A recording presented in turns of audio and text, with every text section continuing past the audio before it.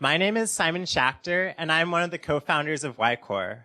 I first wanted to thank you all for being here today. The last 2 years have been an incredible journey, and I'm so excited to share some of that with you tonight. YCore, for me, is about creating an equitable society where everyone can contribute with thought and commitment to improving our world. 2 years ago, thanks.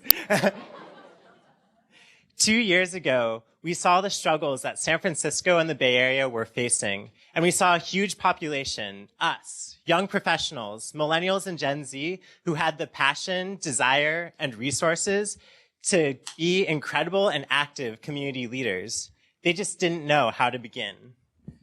Do I have a, do I have a, oh, that one. Okay. So we created YCore with the mission to inspire, support, and connect the next generation of social change makers.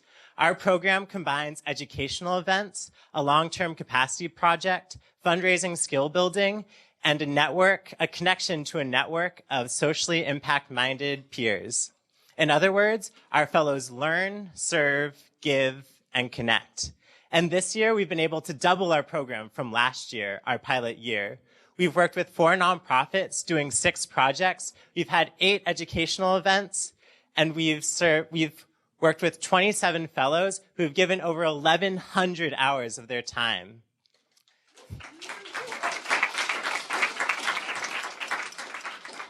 So now I'm excited to stop talking and hand it over to them as we hear about some of the amazing work they've been able to do this year.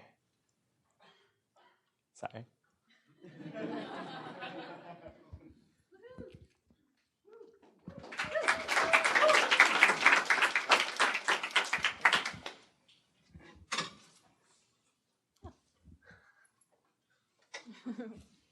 Welcome, everyone.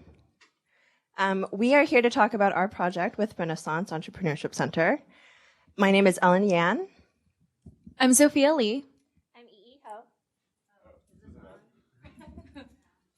I'm Yi Ho. I'm Noah Gilmore. And I'm Sophia Dang. Most of us here today, the first thing we did when we woke up this morning was to check our phones. True or false? True. But for many in our community, they lack this constant access to technology.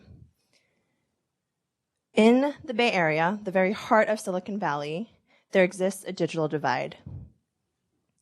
In fact, in San Francisco alone, over 100,000 people don't have access to the internet at home. One group that the digital divide particularly affects is small business owners, who, even if they do have access to internet, have trouble taking advantage of technology within their businesses. We as a team wanted to leverage our technological know-how to try to cross this digital divide, which is why we partnered with Renaissance. So we're very happy to have partnered with Renaissance. And to give you more background on Renaissance, they're a very well-established nonprofit that started over 30 years ago. And their main focus is to really provide classes and support to encourage entrepreneurship. We're doing it live. So their focus is to encourage entrepreneurship and self-sufficiency among the underserved populations. And their reach is very wide. In 2015 alone, they helped 2,000 people start 700 businesses, and 87% of whom were low or moderate income, and 70% of whom are women. We're very happy and grateful to have partnered with Sharon Miller, Fermin Alvarez, and Janessa Kealoha throughout this whole process. Yeah, so let's talk about our project. So technology is really crucial to all businesses, whether they're big or small. And chances are, if you were going to launch your own business today, you might use LinkedIn to connect with people, Yelp to solicit reviews, or Facebook to market yourself. And so small business owners and aspiring small business owners can really take advantage of technology to effectively launch and manage their businesses. And so Renaissance formed a technology acceleration program and wanted our help. So our goal was to create a meaningful prototype workshop that could serve as a business tech resource for aspiring small business owners. So the first thing we did was to conduct empathy interviews. And we found out through these interviews that there were two really key areas that aspiring small business owners wanted to see resources and a workshop for. The first was digital marketing, and the second was digital payments. And in creating these workshops, we really wanted to make sure we address the following three goals. So firstly, that we were able to tie the technology to the core business principles that they were actually learning from Renaissance. Secondly, that these workshops were relevant for a wide variety of businesses. So we had people who wanted to run hair salons, but also people who wanted to start consulting businesses. And thirdly, that it was really tailored to the community. So in Silicon Valley, entrepreneurship is really thought of as something glamorous, but for a lot of aspiring small business owners, particularly the ones who are interested in helping, entrepreneurship was really a way for them to make a living because they can't afford childcare or transportation or the things you would need to start a traditional 9-to-5 business, have a 9-to-5 job. So we were very lucky to partner with Urban Fire, which is a business readiness program based out of Oakland. And the Urban Fire students became the initial audience for the prototype workshops that we developed. We researched and developed digital marketing and payment technology classes with the goal of enabling underserved entrepreneurs to take advantage of the technology that they have available to them effectively for their business. We were really excited by the level of engagement and the level of engagement that we saw from the participants. And we even had our own Oprah moment where we were able to provide free Square readers to each of the students. The feedback that we collected via in-person and paper surveys on the day of the event was, in general, very valuable, and it proved that the workshop was valuable to the students too.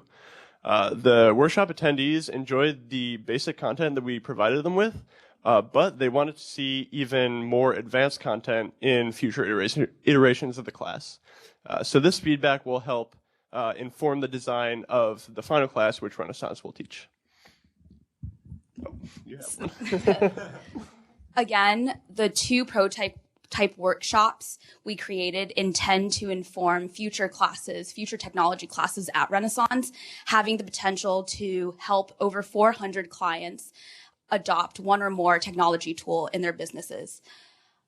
In addition to looking forward for Renaissance, in looking forward for our own team, one thing is certain. We have been deeply, deeply moved and changed after working side by side with a great nonprofit. Fermin and Janessa are over there. And to help the underserved reach their potential. As EE mentioned, one thing we want you to take away, in addition to how awesome YCore and Renaissance are, is the fact that we live, or most of us live in the middle of Silicon Valley, where entrepreneurship is thought of as quite glamorous, a choice. But for the majority of entrepreneurs, like the small business owners who attended our prototype workshop classes at 8 a.m. on a Saturday for 3 hours, for most, entrepreneurship is necessary for self-sufficiency. Renaissance, we feel so privileged, again, to have worked with you for your relationship and friendship. And we only know that this is the beginning for leveling the playing field in the Bay Area and everywhere else. Thank you.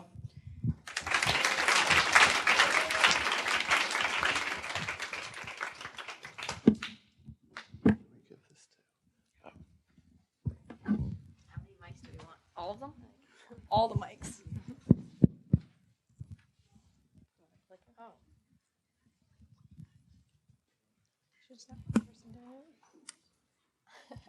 Go for it. By the year 2040, our population in the U.S. will be majority minority. However, at present, the current tech population is made up of only 9% Black, Latino, and Latina members.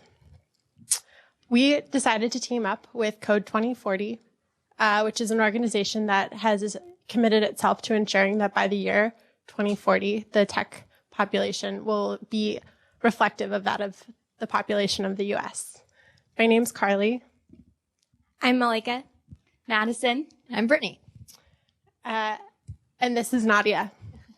Nadia is responsible for all of the external communication marketing for Code 2040. So we decided to help her more effectively reach target audiences.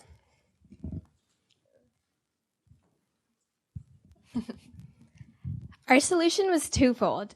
Firstly, we decided to work with their website and help improve their SEO.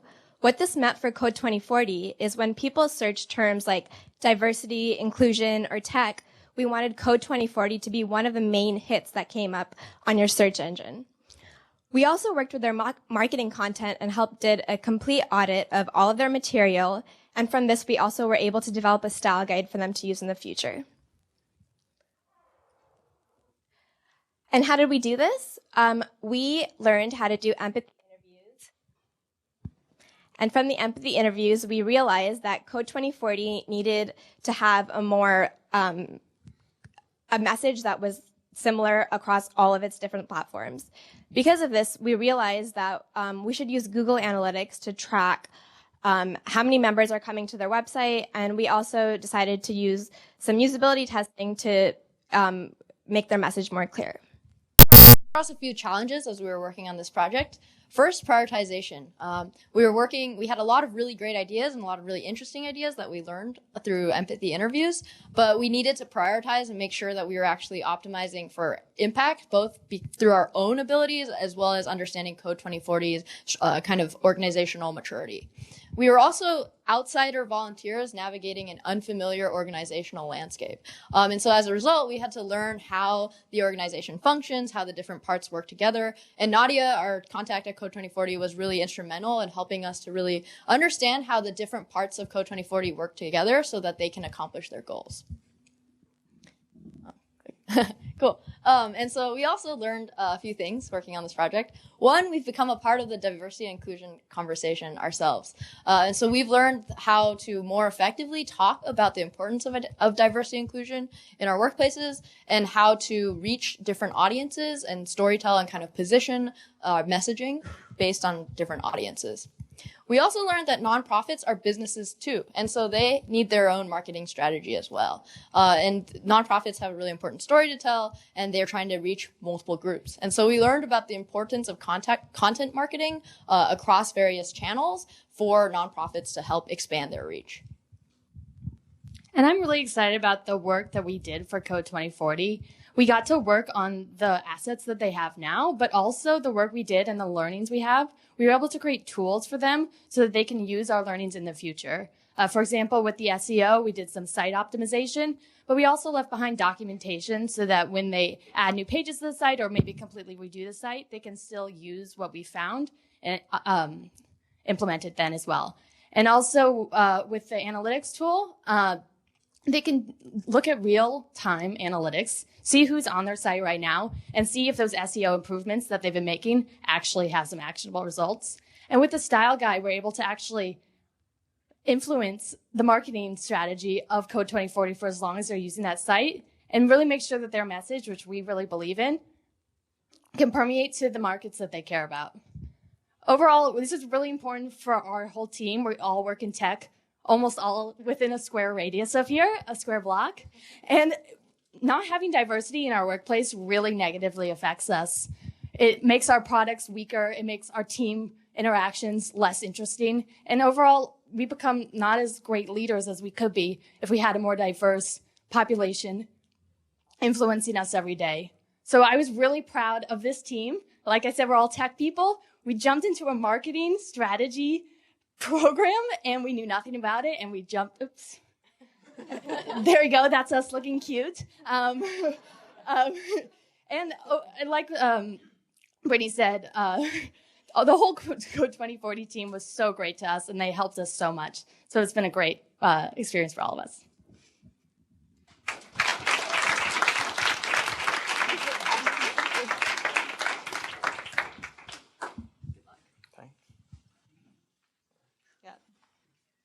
Hi guys, thank you for joining us. I'm Alex, had the pleasure and joy of working with this team of awesome fellows in KivaZip during our project cycle. I'll let them introduce themselves briefly. Hi, I'm Nancy. Hi, I'm Joyce. And I'm Alec. So before we dive in, just want to give you guys a quick overview of what we're going to talk about. Firstly, our partnership, so who KivaZip is, why they're awesome and amazing. Secondly, the problem that they are trying to solve and the question we help them answer. Thirdly, the process. So what methodology do we use to actually produce our deliverables? And then fourth, the outcome and what the impact was. So who is KivaZip? KivaZip is a nonprofit of Kiva.org, and they're primarily focused on providing 0% interest loans to small businesses in the area. They recently rebranded to Kiva US, and now they are a formal subsidiary of Kiva.org. And so this is the problem that they were trying to solve. They wanted to understand how can they have the same business traction that Kiva.org has been able to provide across the world. And we helped them achieve this through 3 different ways. One was to understand who their potential borrowers were across the U.S. And we did this by specifically focusing within San Francisco and in Oakland.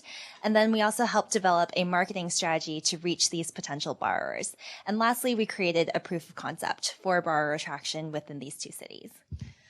So when KivaZip first came to us, they had some research suggesting that direct mail was a very effective way to get to small businesses. And for a lot of us, we're like, what, mail? Like, who even gets mail these days? Like, how much is postage? I don't even know. But so we went in and did a deep dive and learned as much about direct mail as we could. We learned about what are the things that, like, the target list is the most important thing to have a strong call to action, maybe not say things like free money because that makes you untrustworthy. And then we went through a bunch of iteration cycles to come up with a bunch of different postcard designs. And we finally settled on a postcard design, which we'll see now. Which we showcase a small business owner based in the San Francisco Bay Area. And we talk about how a 0% interest loan has helped them. And we have a little call to action on the bottom. And we sent this to over 2,500 small businesses in the Bay Area. So it was really fun. In addition to the direct mail campaign we launched, we wanted to leave KivaZip with 3 borrower personas to help inform their future marketing and advertising efforts. And a borrower persona is an example of a type of business owner that they can reach out to and they can market towards. So the way we constructed these personas is we went out, did empathy interviewing in the Bay Area, and talked to these business owners in person, learned about them and who they are and what their businesses are. We also looked at current borrowers on the KivaZip platform and tried to take all of that information and to synthesize it and put it into 3 different borrower personas. And we decided that the best way to do that was to segment these personas by the stage of business. So here you can see we have Julie, the established business owner, and a bunch of information about what kind of person she is, what type of business she runs, and what her challenges are. Awesome. So in terms of impact as a team, we thought it was important to frame what we produced in the broader scope of what Kiva is going to be doing moving forward. So the first thing that we were excited about was scale. So the recommendations and personas that we're producing will inform how they outreach to borrowers in the Bay Area, but also across the country. Pretty cool. And then also informing. So the direct mail marketing campaign didn't bring a ton of lift to the KivaZip borrower platform in actuality, but will serve as a foundation moving forward for the team, understanding what best channels to use when reaching out to their preferred consumers. I'm really struggling with the clicker, guys. I'm sorry. So what we learned, firstly, Adam, who's sitting over there in the green shirt, was an amazing partner, and then he gave us this insane amount of latitude to explore and be adventurous in building a solution. So we had like this A to Z framework and had to fill it in and kind of roll with the punches. It was a cool experience as a team navigating that ambiguity. The second thing is that none of us had any experience in marketing. So that was cool to be brought into the fold of how building a marketing campaign works. And then one step further, direct mail marketing is like this insane world and pretty complex, nuanced, some would say convoluted. So it was cool to be alongside Adam and learn that with him. As a team, thought it would be funny for comedic effect to bring you guys into like what we did when we were spending our time together. So total, 28 hours of meetings, 78 hours per fellow, my favorite, 100+ single-serving snacks eaten at LinkedIn primarily during team meetings, 60 Google Docs, which is unnecessary, and then 15 Google Drive folders. But yeah, in general, just want to say thank you to you guys for coming, to YCore for serving as a vehicle for this work, and then to Adam and KivaZip for being an awesome partner.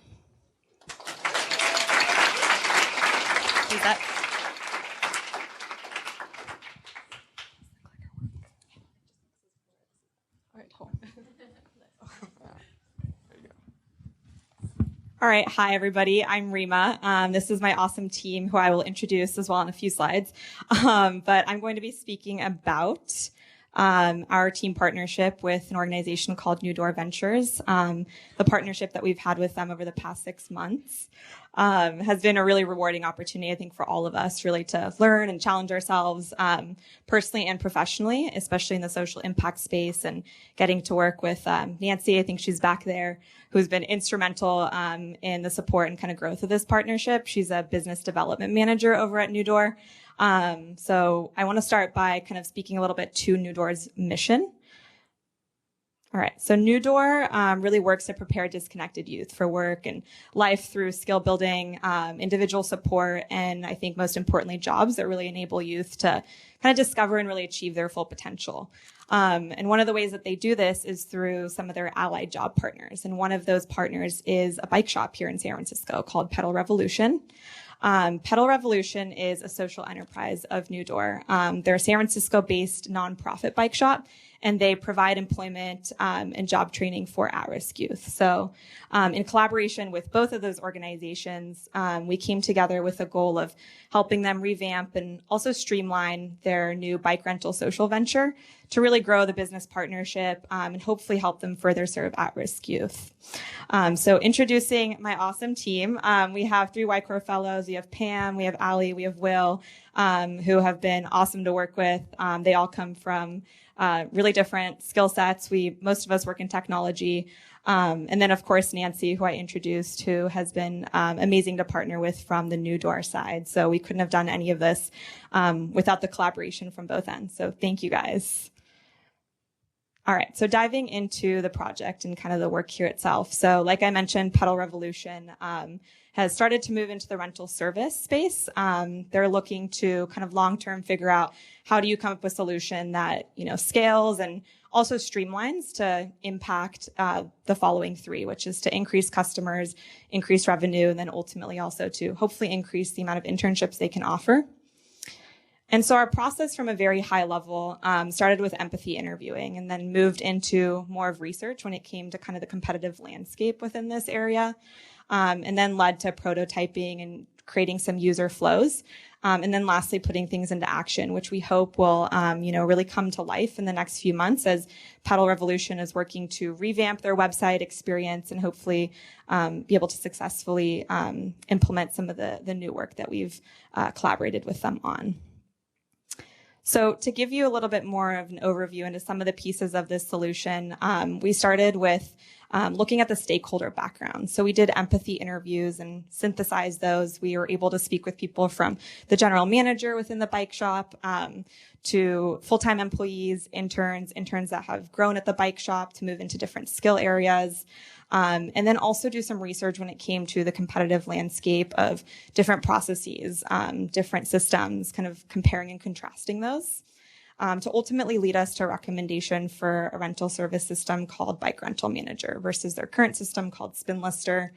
And then additionally, we were able to do a little bit of search engine optimization work for them, looking at their current website and creating more of a toolkit for them to hopefully be able to leverage through their new website creation, any potential future projects they may have, and look at some of their growth projections when it comes to increasing the 3 things we discussed earlier in terms of revenue, customers, and of course also employing youth.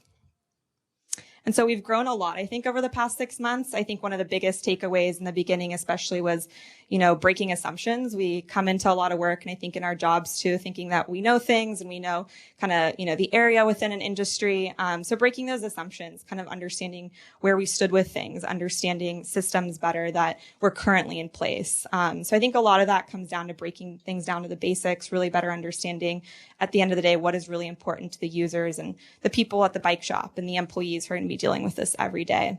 So it's been a lot of adaptability throughout the project. And I think it kind of just learning that it's okay to question yourself and really kind of learn and grow from that throughout the process. And then kind of ultimately looking ahead, we do hope that this does enable the bike shop to streamline their process, to be able to scale to employees and the user growth that they hopefully have. And at the same time, also really, increase supply and demand and hopefully kind of serve as a growth model, not only for this partnership with New Door, but also future partnerships as they look to partner with more businesses, to not only help, increase the employment of youth at the bike shop, but to ultimately help kind of the long-term goal at New Door Ventures, which is ultimately for them to serve 2,000 youth by 2020. So thank you for being here and supporting YCore. It's been an amazing partnership with Nancy and the team here, and we hope to continue to work and collaborate with you. And thank you all for being here.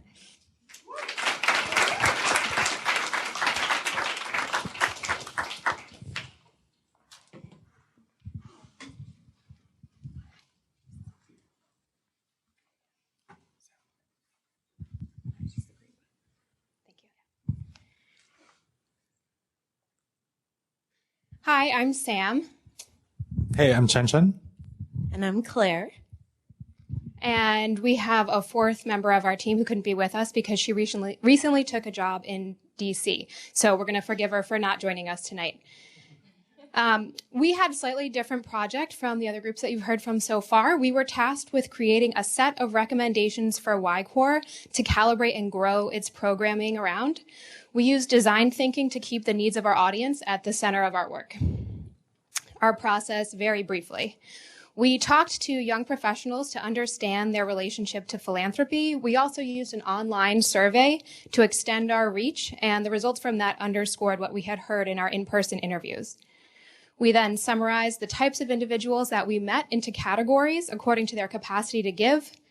We analyzed the ideas they talked about, and we created a set of recommendations.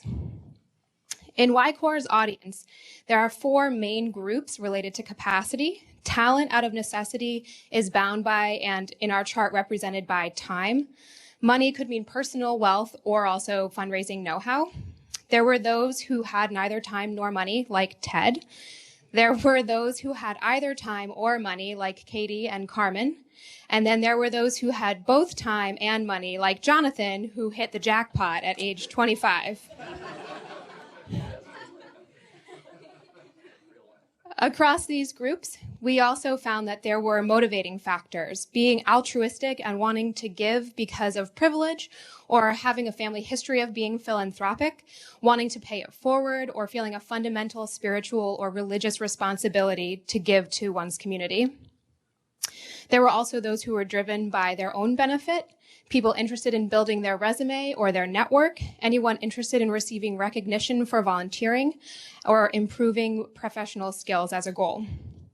Then there were people who just enjoyed giving back, the warm, fuzzy feeling that they get after giving away money or time. And then there were also those who liked the social aspect of hanging out with other people who were also interested in doing good.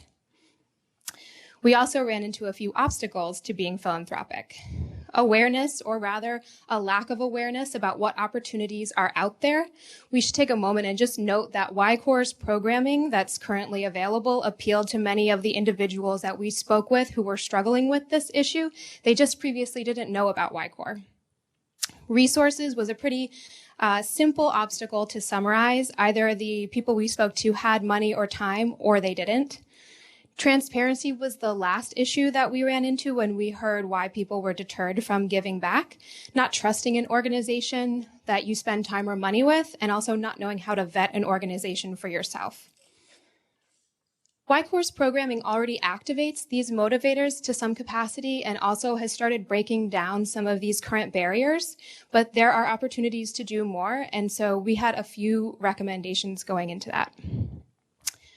First, to underscore the success of YCore's current programming, YCore just needs to get the word out. Events like this.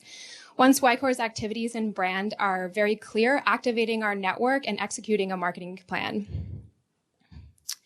A diversified programming options was our next recommendation.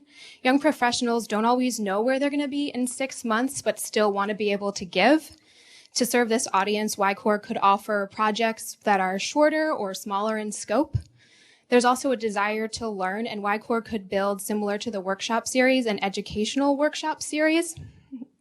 Sample topics could include, what does tax deductible mean? Or, I'm rich? Or, how to be a hecka good fundraiser. We could join forces with our cohorts and make these workshops multidimensional and social. YCore is also a knowledgeable group, and we have an insider's perspective, so we could create a database of trusted nonprofits, making YCore known as the go-to resource for trusted nonprofits nationwide, or dare I say worldwide. Our last recommendation is to broaden and deepen our partnerships. As you've heard, the current partnerships that we have are invaluable to us, so let's deepen those networks. But we could also work with educational and corporate leaders. What if you could get a Cal or a Stanford certificate for social impact after completing a YCore project? What if you could go to your manager at Google and say, I want a raise, and her response is, go practice your project management skills by leading a technology project with YCore. These are just a few of the what-ifs that we believe YCore can answer. And while all of this activity helps YCore and our nonprofit partners in the short term, it also builds the next generation of social change makers who can take their knowledge beyond YCore. With that, thank you. And I'll hand the mic over to the other sprint crew.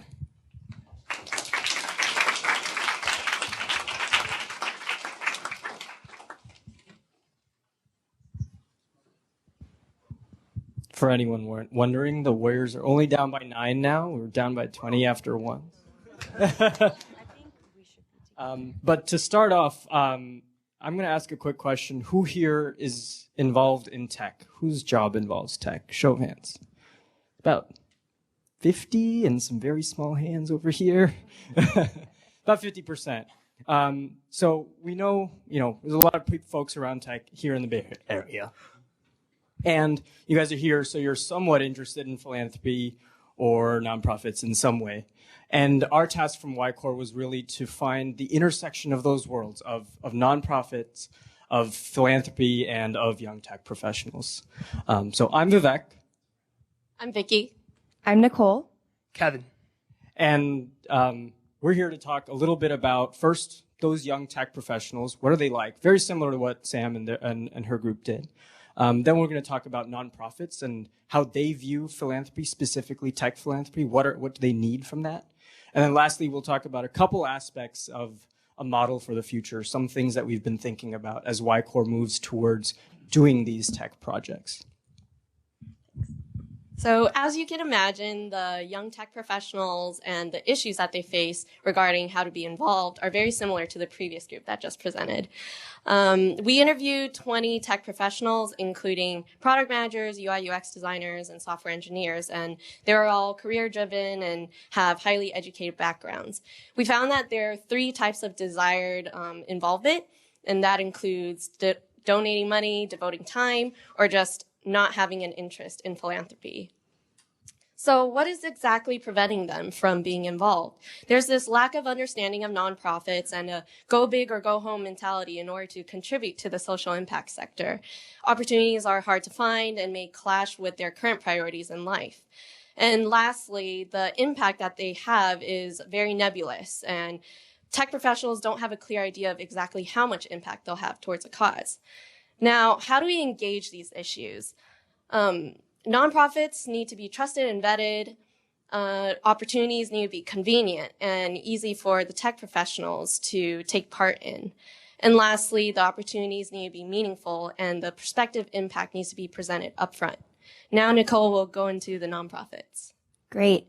So in addition to the perspectives of tech professionals, we really wanted to understand the ways that nonprofits view tech philanthropy. First question at hand is whether or not they believe that there is value in tech philanthropy. The answer is yes. The reason being is because they're being able to leverage a really precious resource that they otherwise would have to pay thousands of dollars for. So that's a huge benefit for them. But in addition to just knowing where they stand with that, we wanted to also understand what it would take to achieve a sustainable technical solution to provide nonprofits with. The first and really key thing that we were hearing in our interviews was being able to identify a critical technical need. So being able to have something that's fundamental to a nonprofit's operations so that once that project is handed off, they have emotional and material investment in the project to continue it afterwards. The second thing was having nonprofits be aware of the resources at hand. So that way they are able to scope appropriately for the technical needs they need help with from volunteers. And the third thing is educating nonprofits on, and also volunteers on the fact that high impact solutions don't have to be technically sophisticated ones. They could be as simple as having a robust database for volunteers and donors instead of maybe a new shiny app. Awesome. So given what we know, given our learnings about tech professionals and nonprofits, what should the model for tech volunteering look like? On the right here, we have some considerations, and on the left, components of a model that we feel address them. So the first one is office hours, which fulfills the need for kind of unstructured domain expertise. A lot of times, nonprofits just have a few questions or need to be pointed to an existing solution like a Squarespace or a CRM. It also allows for perspective scoping, which gives nonprofits a sense of what sort of projects are feasible. The second component is the selection process itself. And here we think the best approach is to first find nonprofit projects that are actionable and scoped, and then to find the volunteers that can do them. This feels like a more realistic approach and one that produces better fit between the two parties. Finally, we've kind of got oversight and a long-term mindset, which they kind of go hand in hand. You want tech professionals that understand the technical requirements of these projects, who can stay on longer term, and kind of represent knowledge continuity within the system. These are people that can iterate on the process and help it to scale. And with that experience comes the ability to effectively arbitrate project scope and to manage expectations, which is absolutely key. Finally, you want to build up a base, so we recommend open sourcing everything as a reference point for the future. And I'll give it back to Vivek. Thanks. Another thing that we thought about a lot when we looked at tech volunteering in nonprofits was this difference between building and maintaining. And I'm a healthcare guy, and so for me, it's the question is, if you give a diabetic an insulin pump, you have to give them at least a way to buy the batteries to replace the ones that they use up. And it's the same thing with nonprofits. If you give them a tech solution, whether it's a database or a CRM, you have to give them, it's almost borderline unethical to not give them a way to keep it updated or a way to fix a feature or add a new one. And so we recommend that YCore and anybody else thinking about this look at it as two entirely separate and different projects. One where you build and another where you maintain. You address a different nonprofit need and you use a different resource altogether to address that need.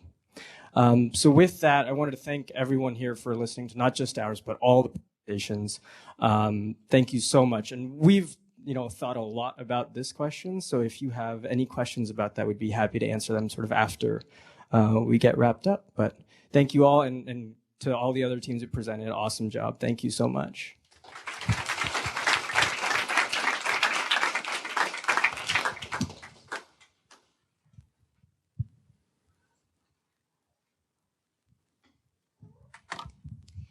So now I'd like to introduce Fred Blackwell, who is our keynote speaker tonight. You can come on up.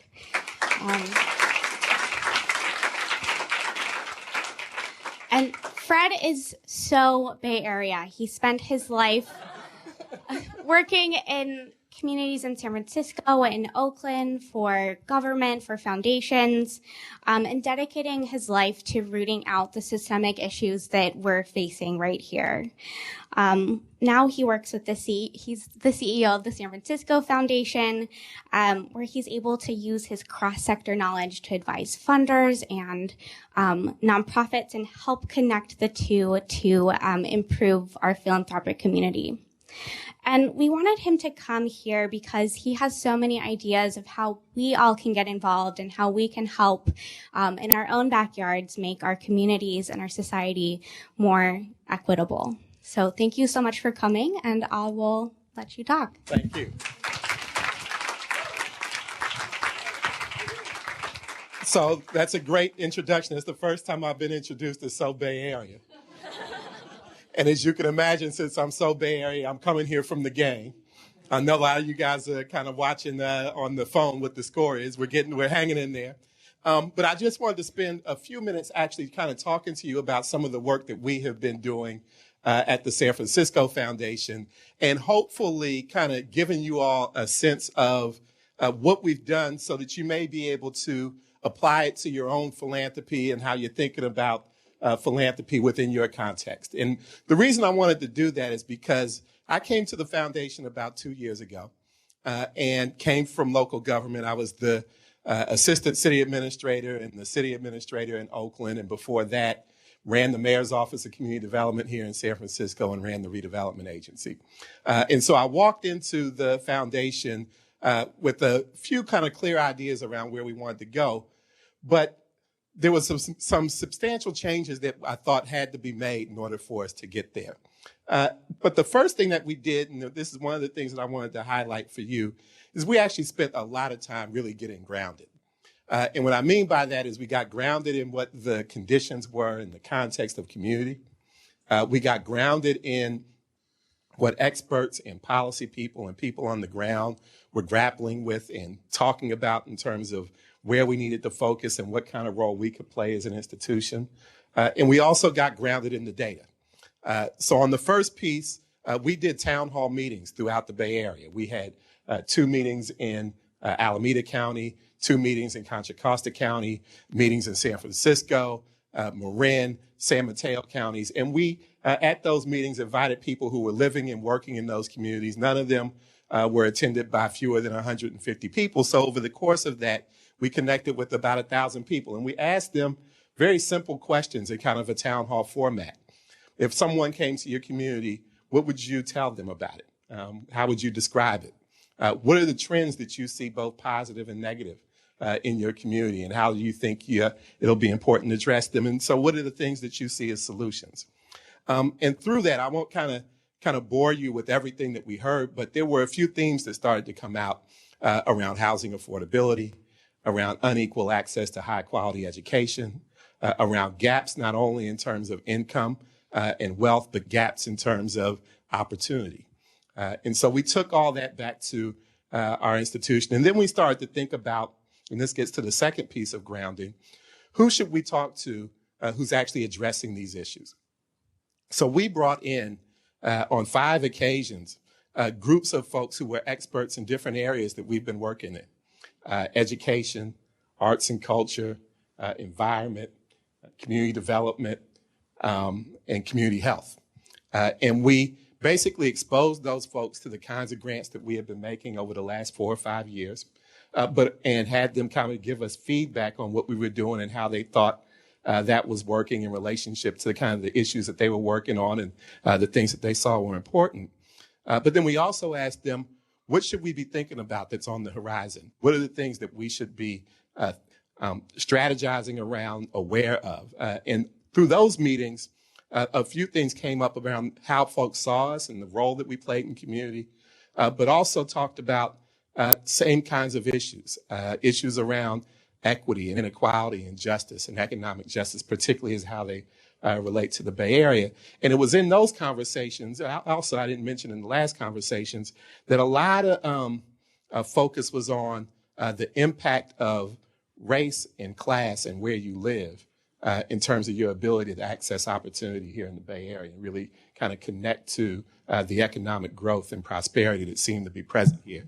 What people really started to describe was this notion that there was this perception of a tremendous amount of opportunity, but the ability to access that opportunity was feeling limited. The last thing that we did was we got grounded in the data. And we worked with a group out of USC as well as a group called Policy Link to develop what we call the equity profile for the Bay Area. And that profile did 3 things. It looked at demographic trends and shifts in the region. It looked at those trends and shifts in relationship to readiness to really engage in the region's economy and in the prosperity that was being generated. And then it looked at what some of the benefits of a more equitable or inclusive approach to the Bay Area might look like. So just to summarize really quickly, just to give you the high points, the Bay Area is where the United States is going to be by 2042. They did the population projections and it said by 2042, we were going to be a country that was majority people of color. That California is actually ahead of the nation and the Bay Area is already there. And that most of the population growth in the Bay Area was attributable to population growth in communities of color, particularly Latino and Asian. The other thing that they said, though, was that when you looked at the population growth and the demographic trends in relationship to who's actually ready to participate in the economy here in the Bay Area, what was disturbing was that the very folks who are becoming the majority are the same people that are being left behind in terms of readiness. So if you look at education, you look at health, you look at other indicators, those very communities of color that are kind of the growing portion of the population are the same folks who seem to be left behind from an educational point of view or from a health point of view. And that's if you can even control for educational attainment. So for example, one of the things that the study found was that if you are Latino with a bachelor's degree, you can expect to earn about $9 less per hour than your white counterpart with the same degree. It also found that as you get more education, it actually is an equalizer in terms of your ability to earn more income, but the distance between, or the disparities get larger the more the education is attained. And so those were just a couple of things that were really interesting, in addition to the notion that in Oakland, a child born today in the Oakland Hills, the more affluent part of town, is likely to have a life expectancy that's about 12 to 15 years longer than the same child born in the flatlands of East Oakland, right around the corner, actually. So with the combination of those things led us to focus in on a greater level of racial and economic inclusion at a regional level of scale is what we thought we needed to focus in on, which brings me to the second point after getting grounded, is to really think about not just kind of the issues that you want to focus on, but what it is you actually want to accomplish.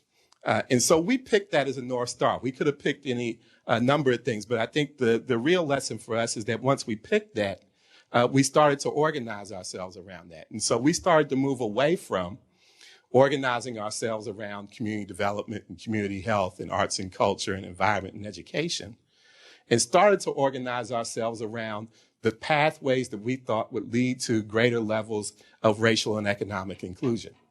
And what we chose were three pathways that revolve around, kind of at its simplest terms, three: people, place, and power. With people really focusing in on economic opportunity and accessing that. Places really focusing in on making sure that where you live is a springboard to opportunity rather than a sentence to the lack of opportunity. And power really being about increasing voter participation, civic engagement, community organizing, so that people could have stronger voices around the issues that they care about in the communities that we're working in, low-income communities and communities of color. So we decided to focus in on those three pathways. And so that second thing that I wanted to just kind of emphasize is that it's really important to think about where you want to go and how you're going to get there, and think about how issues advance that rather than just organizing around issues and kind of being vague around where it is you want to go or how you hope to move the needle. The last thing I want to mention in terms of what we were working on is we thought a lot about what our role as an institution would be in achieving something this complex and large in scale.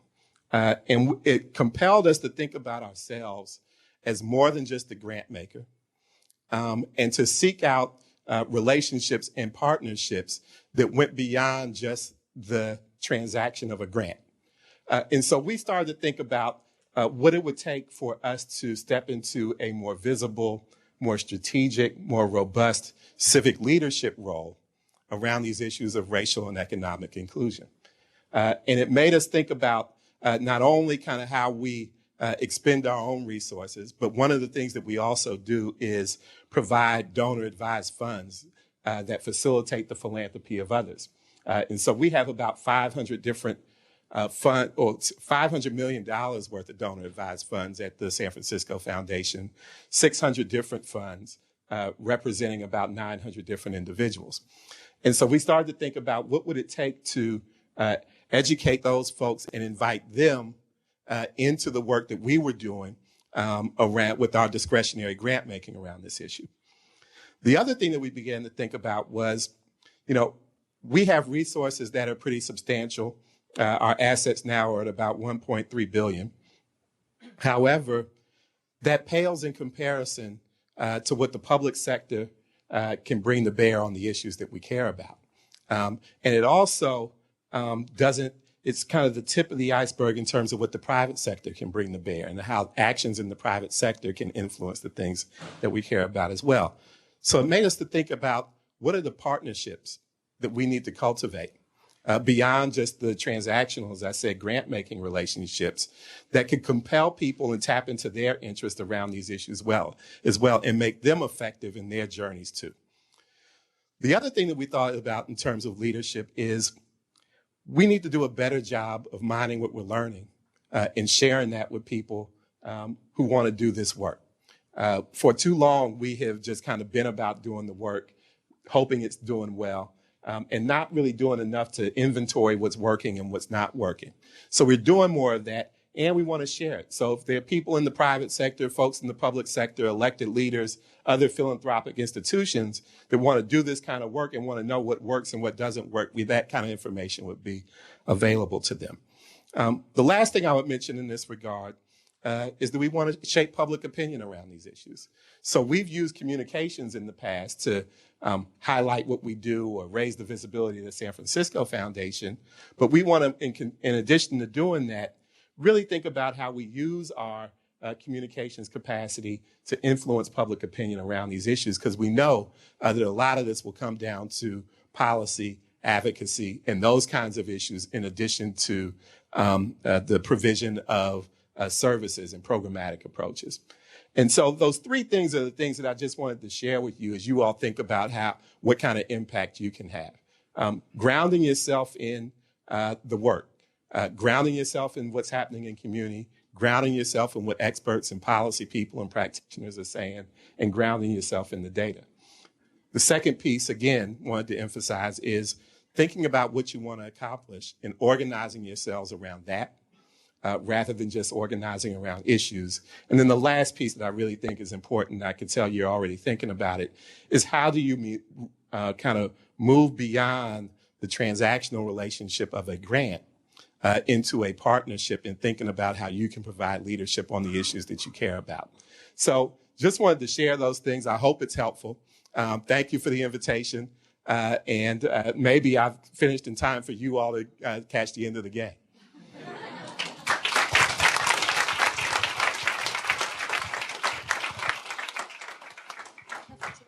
Thank you, sir. Oh, do you want to do questions? Yeah, I can do questions if you have.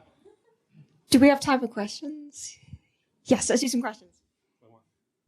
How long has the communications campaign been going, and what is the initial? We're so early on it that we've just done a baseline. So we just actually commissioned a poll where we polled folks in the Bay Area to get a sense of their attitudes and perspectives on the issues that we're working on, what they thought were important things to do, and how they actually viewed the roles of different sectors, like the private sector and the public sector and the nonprofit sector, in terms of coming up with solutions. And so we're just to the point where we've established a baseline that we're able to kind of judge progress on over time.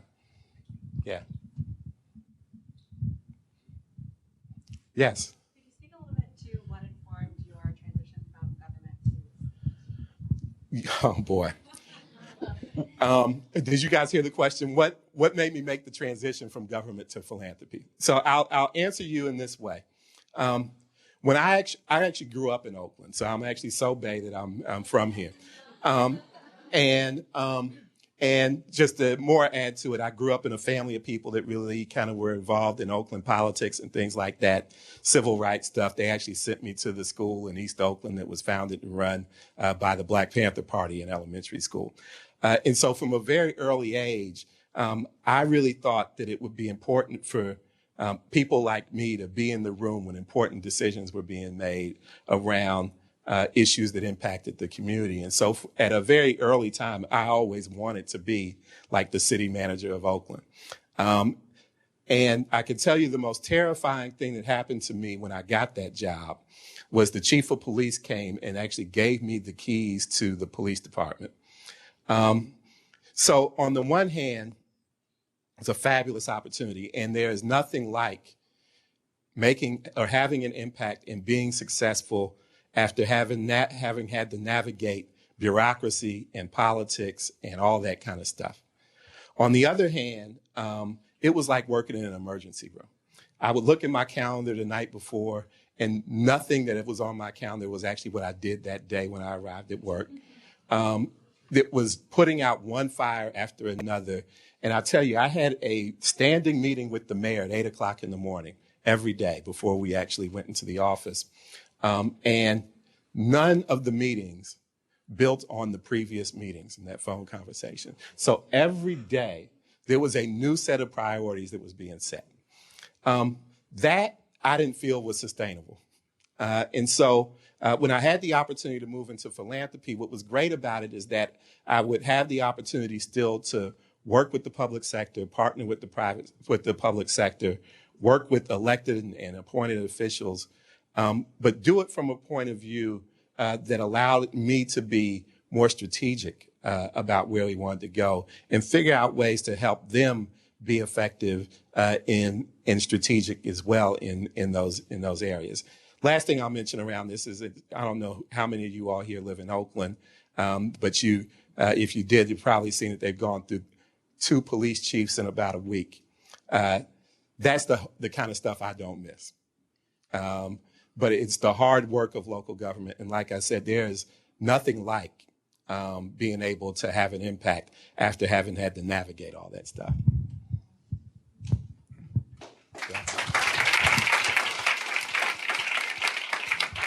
Thank you so much, Fred. It's always inspiring to hear from people that have been doing this for many years as we start out on our philanthropic careers.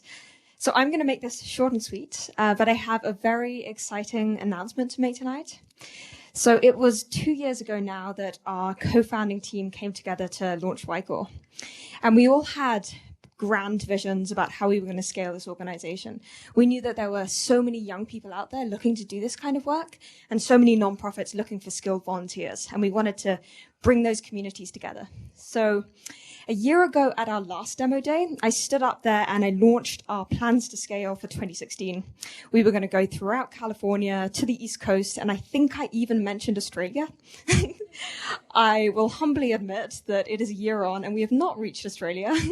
However, we have doubled the number of projects, and every time we have a new event, there are more and more young people that come to these events wanting to do this kind of work. So far, this has all been run by part-time young professionals and volunteers. We do this all on our spare time. But there's a limit to how much we can scale doing this. And I'm incredibly excited to announce that we will be having 2 full-time team members come on board. And that is Kana and Sam. Woo. Yeah.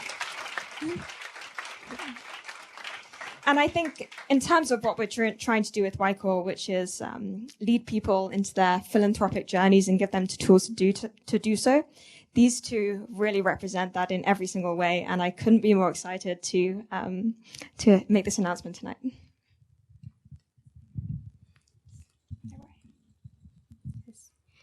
So we are so thrilled to be able to do this because we think that YCore is so much more than a volunteer program. You know, you saw some awesome projects, but what we really do is try and mobilize every committed young professional who wants to give back. And as Olivia mentioned, we grew by 100%, but that meant 19 people. There are so many more people that we can and want to reach. So we're going to start scaling. We want to double our program again next year. And we're going to start by running 2 more pilots in the fall, 4-month shorter engagements this time, and one will be about tech. So if you're interested in leading those projects, go to our website or come talk to us or come talk to any of the project leads you saw after this. But I'm also really excited about this because we've talked to so many young professionals who are our age who want to do something more. We've talked to so many nonprofits who want to reach us. I know I came to YCore because I wanted something more than working at a shopping app, which was awesome, but something wasn't there that I wanted it to be. And YCore had an incredible opportunity to try and connect those gaps early to provide people the foundation going for the rest of their lives. And so that's what Sam and I are so excited about. But there's just two of us. Eventually, we want to be more than two. We want to have more than even 60 people in the program. And so we need a little bit of help. So we're launching a campaign, 50K in 50 days. 50 days sounds like a long time, but it's actually only in August. And we would absolutely love your support. We're millennials, so we have a Venmo now at YCore.